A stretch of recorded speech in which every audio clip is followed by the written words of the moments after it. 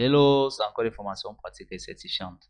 Nous sommes encore là pour les manipulations de nos documents, rapports, mémoires, documents scientifiques quelconques, n'est-ce pas? Aujourd'hui, donc, nous allons voir la différence entre une table de matière et un sommaire. Alors, il y a souvent, très souvent dans la rédaction des rapports de fin de stage pour ceux qui présentent des examens tels que les BTS, les DQP, diplômes de qualification professionnelle, les CQP, certificats de qualification professionnelle, et bien d'autres examens, n'est-ce pas, qui sont appelés à rédiger des rapports. Et également pour ceux qui montent, manipulent leur mémoire également. Alors, sur ces rapports-là, on a souvent une difficulté entre table de matière et sommaire. Je vous explique en quelques lignes et je vous montre la différence entre les deux, n'est-ce pas? Alors, la table de matière euh, va recenser tout ce qui se trouve dans le document comme titre, tout, dans la globalité, que ce soit les petits i, les III, peu importe tout ce qui a été défini comme titre dans votre document, la table de matière va recenser, va représenter ce titre. Par conséquent, lorsqu'on parle déjà de sommaire, n'est-ce pas? C'est uniquement les grandes lignes. Ce sont les grands titres qu'on retrouve au niveau du sommaire avec leur page. Donc, si je veux connaître les détails d'un document, je vais aller dans la table de matière. Mais si je veux connaître, n'est-ce pas, la présentation globale d'un document, je vais aller dans le sommaire. Donc, le sommaire va montrer d'une manière globale, n'est-ce pas, uniquement les grands titres de notre document. Et la table de matière va montrer l'ensemble des documents. Alors, ces fichiers que nous avons devant nous, on l'a manipulé lorsque on a créé la table de matière, n'est-ce pas? Cette table de matière, nous l'avons régénérée ensemble. Je vous ai montré comment on définissait, n'est-ce pas, les titres, comment on définissait les styles de titres. Et je vous ai également montré qu'on pouvait également passer par l'ajout du niveau, n'est-ce pas, hiérarchique de chaque titre pour pouvoir définir également les niveaux de titres. Donc, il est donc question sur cette vidéo de vous montrer comment insérer une table, comment insérer un sommaire après avoir inséré, bien évidemment, une table de matière. C'est l'objet, n'est-ce pas, de cette tuto. Alors, comment je procède? C'est la même chose, hein, c'est la même manière que j'ai procédé pour insérer la table de matière. Tout simplement, pour ceux qui n'ont pas suivi la formation sur l'insertion des tables de matière, je vous invite à aller sur notre chaîne ou à cliquer sur le lien qui se trouve en bas de cette vidéo pour voir comment on régénère automatiquement une table de matière. Très bien. Alors, on fait le même procédé en fait, n'est-ce pas?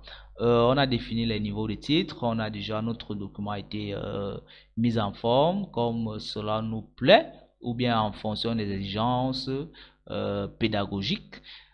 Nous venons donc au niveau des tables de matière. Dans la table de matière, on ne prend pas cette table de matière automatique. Ça, c'est vraiment lorsque on n'a rien à faire et puis on vient seulement table de matière automatique et puis la machine s'en charge, le système s'en charge de nous afficher ça automatiquement. Nous, on va aller dans table de matière personnalisée. Dans table de matière personnalisée, ici, nous allons donc pouvoir donc définir ce que nous voulons faire représenter dans notre document. Alors, vous voyez, je peux quitter le titre 1. Je veux seulement présenter tous ceux qui sont uniquement dans les titres 1. Je veux seulement représenter uniquement les titres 1. Ou je veux seulement représenter les titres 2, ou les titres 3, ou les titres 4, les titres 5, les titres 6, les titres 7, ainsi de suite, jusqu'au 9e niveau. Parce que nous avons là jusqu'à 9 niveaux de titres, n'est-ce pas? 9 niveaux hiérarchiques des titres. Donc, vous constatez, vous remarquerez donc ensemble avec moi que c'est moi-même qui définis ce que je veux faire apparaître. C'est ainsi que l'on monte un sommaire. Alors, je vais donc dire, dans notre cas, si on se rappelle bien, notre document avait combien de niveaux de titres là? On avait combien de niveaux de titres? On avait 4, je crois bien. 4 niveaux de titres. Allons vérifier un peu ici. On a titre 1, titre 2, titre 3, titre 4. Oui, on avait 4 niveaux de titre. Alors, on va donc définir, on sait que sur les 4 niveaux de titre, forcément, le grand 1, le grand 2, le grand 1, on va représenter uniquement les titres de niveau 1 et les titres de niveau 2, c'est-à-dire, on va exclure les petits 1, petit 2, parce que là, on avait les petits 1, petit 2. On va prendre 3 niveaux de titres et non 4. On prend nos 4 niveaux de titre, on définit 4 niveaux de titre.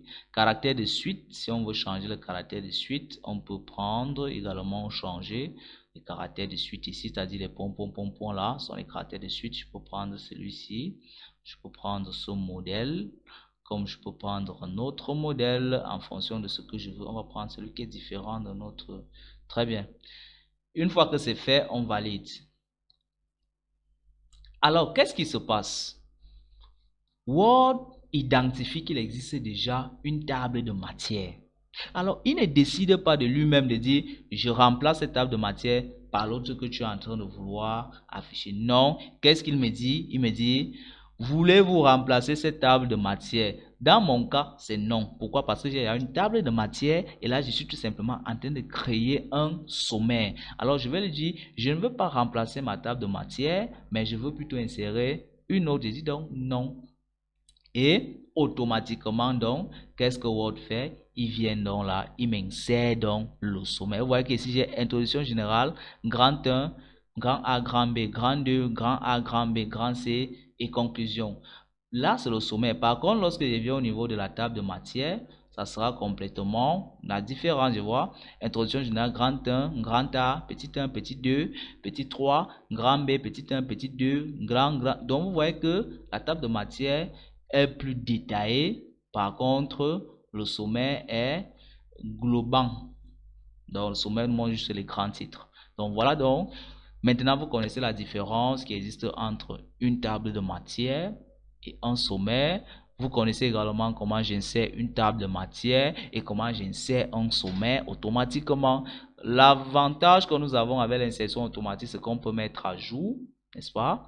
On peut mettre à jour nos tables, on vient là mettre à jour et puis nous dit mettre à jour les numéros de page uniquement, on met à jour toute la table. Je peux pas mettre à jour toute la table, il va me mettre à jour toute la table. Donc si jamais il y a un numéro qui a changé, il y a un titre qui a été décalé d'une page à l'autre, automatiquement ça va reconnaître et puis ça va me mettre les numéros à jour. Donc on met les tables de matière à jour. On ne s'inquiète plus des mises en forme qu'on va faire bien après. Une fois qu'on a déjà inséré, on peut tout simplement venir mettre à jour.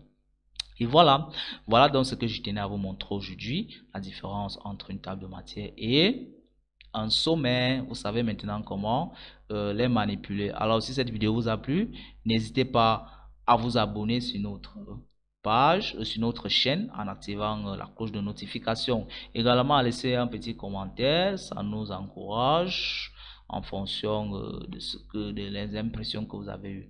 Très bien. Et continuez à suivre nos vidéos. Vous allez apprendre beaucoup dans Word, Excel, PowerPoint, Publisher, Photoshop, InDesign, Illustrator. Et il y a également des formations complètes disponibles en Word, Excel, PowerPoint, Photoshop, InDesign, Illustrator. Merci, à bientôt.